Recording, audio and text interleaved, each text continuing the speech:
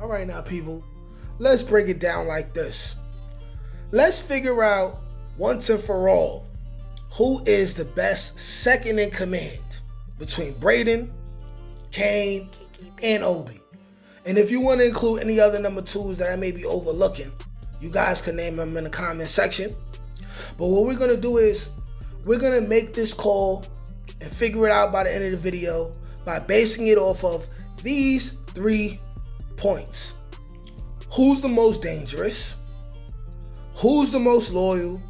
And who is the most useful to their number 1? Alright, so when we go by the first category, who is the most dangerous between Brayden, Kane, and Obi? We can only speak on what we have seen on screen. So, first when we talking about Obi, we've seen Obi do some gangster shit. You know? We've seen him threaten the families of Tariq and all parties involved last season. Okay? We've seen him kill Noma's 2 men who found out about what happened with his brother and how he got his brother overseas. By the way, sidebar, we only seen 1 of them. Where's the rest of them? Have the writers just let that plot go? Because clearly, the end of last season, Obi was talking about multiple family members. But anyways, we've seen Obi do some gangster stuff. Now, I would rate him as second, as who's the most gangster out of the second in command, all right? I'm going to put Brayden at third. And the reason why we seen Brayden do a little bit more than Obi, but I'm going to put Brayden at third, is for the simple fact that Obi been in the game for a long time. So chances are he caught way more bodies and did more gangster stuff than Brayden has done up to this point. Even though Brayden has put in a lot of work. You got to understand, you know, he tossed Uncle Lucas off a cliff. Right? Right? You know, him and Tariq, they're pretty much serial killers now. They turned up the first episode of the season, season 4, which is still the best episode of the season so far. And, you know, they just did some gangster stuff. He did some gangster stuff, but just, he's still green. You know what I'm saying? He's still wet behind the ear, right? If I can hear the sound right now, that's me with my 2 fingers behind my ears, flicking my shit, right? But of course, at number 1 now, you gotta put Kane at number 1. You gotta put Kane at number 1. Kane, from what we've seen on screen, is the most dangerous number 2. And when we say number 2, we're including him being a number 2 for both Noma and Monet. We've seen him put in work for the Tejadas and Monet longer than he been putting in work for Noma, obviously. But we've seen this man take out police. We've seen this man set up Tariq to go to jail. We've seen this man take out his angle on Trace Weston. By the way, y'all, sidebar, who would expect Trace Weston to still be alive at this point, right? The way it's looking, unless he goes to talk to the police for any reason, which Papa Weston said they wouldn't do, we could actually see every single Weston make it out alive by the end of the season. But anyways, there's a multitude of gangster and reckless things that we've seen Kane do. And the icing on the cake, right, is the fact that Kane got them hands. I do believe Kane would beat Obi in a fight. We haven't seen any fighting skills from Obi to let us think that Obi can even take Kane. All right? We've seen Kane take head-up fades over and over and over again. Okay? Also, when it comes to the streets of New York, none of these other people have any kind of clout in the streets like Kane. We seen how Kane was moving. He was doing his 1s and 2s this season. You know, Kane is a different type of animal. He a different type of sandwich with different type of cheese. You feel me? He's a liverwurst sandwich with provolone cheese. Like, he's just different, right? No glaze, though. No glaze. We're not with the glaze. So for that first category of who is the most dangerous number 2, as we figure out overall who's the best number 2, for the category of who's most dangerous, you got to put Kane Tejada, man. Kane, Hurricane Tejada. And now moving on to the second criteria. Who is the most loyal? When we're talking about who is the most loyal, for number 3, and number 3 would be who is the most disloyal, right? I think it's a toss-up, but less than a toss-up. I'm going to say we're going to have to put Obi at number 3. Obi is the most disloyal number 2, okay? For the simple fact that he helped Noma's enemies gain leverage over her. He earned his death, man.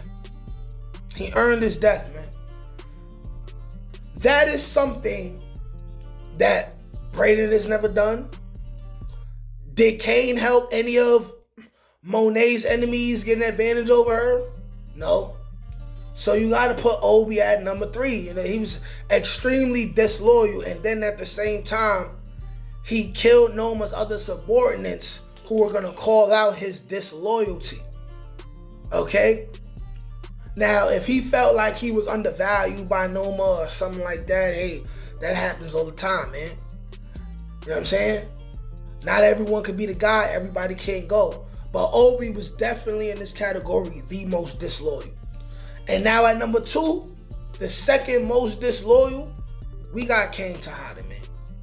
Come on now, Kane. Kane took all the work from the team and replaced it with sugar. He took all the work, replaced it with sugar. He did a whole lot of wild stuff. And then here's another thing, right? Being that Tariq was working for Monet, Kane doing anything to jeopardize Tariq, right, is disrespect and disloyalty towards Monet. You're the subordinate, right? Your job is your job. You supposed to be the enforcer, right? And he was Monet's number 2. Regardless of what Lorenzo wanted or anything like that, Kane was Monet's number 2. Throughout season 1, like season 1 and 2 especially, heavy disloyalty, but not to the point where it could override anything Obi did. And now when it comes to number 1, Brayden by default is the most loyal. As far as disloyalty, this is mostly Brayden just being wet behind the ears, being green. I'm doing this out again. And making mistakes because he ain't been in the game long enough. I don't recall a time where he was purposely disloyal. The most disloyal thing you could say he did, right, was in season 2, the situation that happened with Lauren. But he actually wanted to let Lauren live. Effie came, she put him in a compromising position. You know what I'm saying? What he should have did was he should have told Tariq immediately. And then the other thing is, he should have told Tariq about him moving around with Kane. That would have gave both him and Tariq the opportunity to stop or be able to prevent Kane, or, you know what I mean, from getting Tariq arrested for murder. Right? And then the final thing is the whole, you know, the whole thing with Elle, right? Which you gotta partly understand because Brayden likes Elle. He feel like she got a good heart. He didn't think she had bad intentions.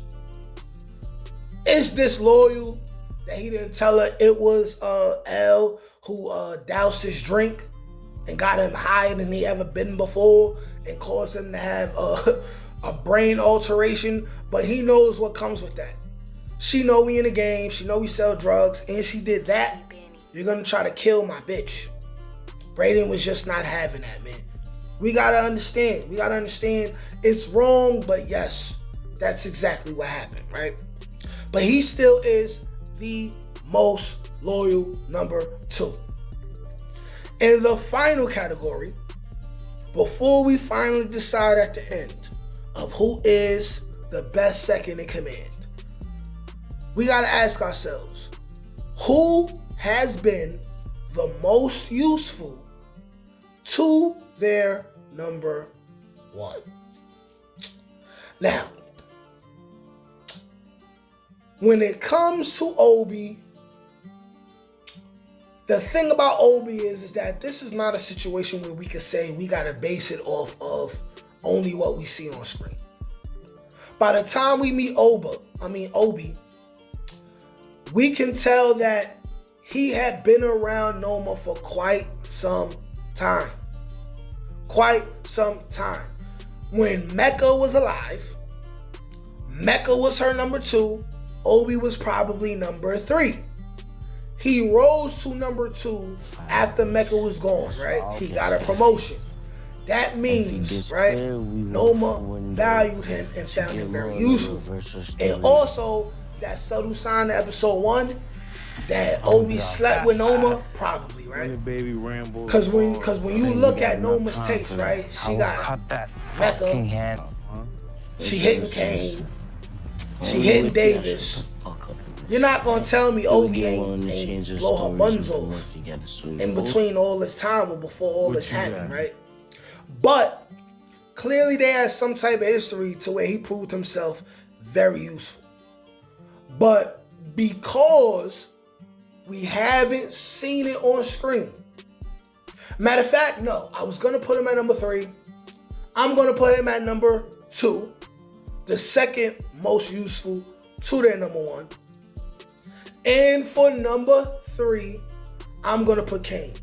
Kane, for the simple fact that he seemed to be more useful to Noma and did things the best way, right? Which took him growth to get there.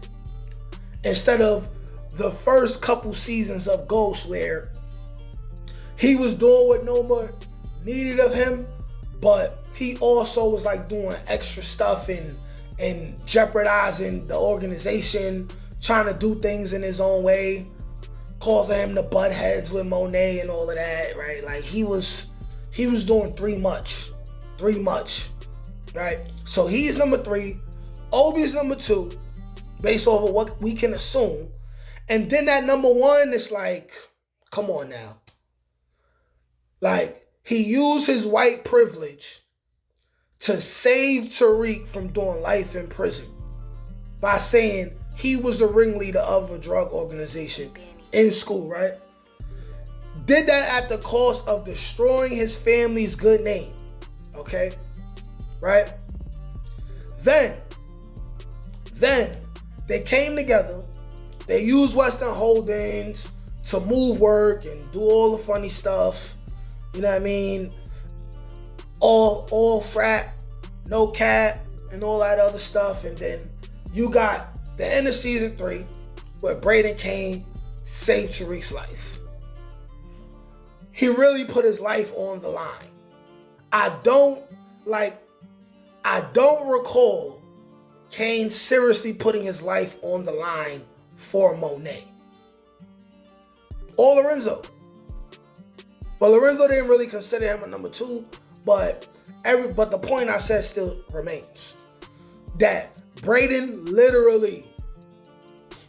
literally chose his family and put his life on the line for Tariq. That makes him the most useful second in command. So with that being said, out of these 3 categories, who is the most dangerous? Kane. Who is the most loyal?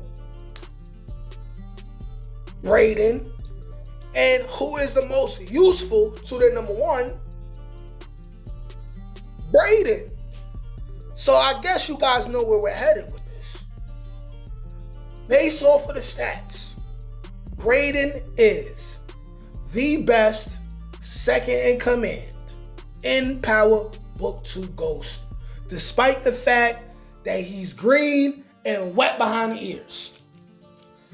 Y'all know, other than Tommy Egan, Brayden is our second favorite white boy, and he's invited to the cookout. Like, share, comment, subscribe. Tell me what y'all think. Peace. Can't teach that shit, nigga. Come on. That's God-gifted. That's touched by an ink. That's on the dome, nigga.